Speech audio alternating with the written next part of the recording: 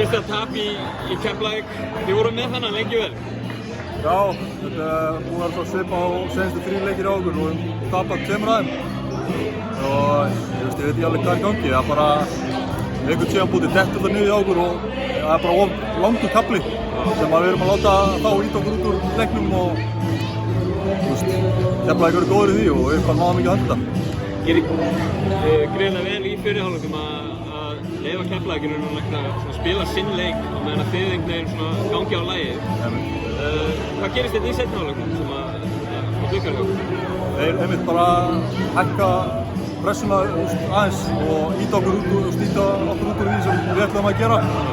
Og við spilum upp í hendurnaræðum, vorum að taka snögg skot í stað að láta bolta ganga og láta á spila vörn eins og vorum að gera í fyrrhálfleik og ætlum að bjarga deginum bara í 1-2 sóknum og það bara var einhverju fall í dag.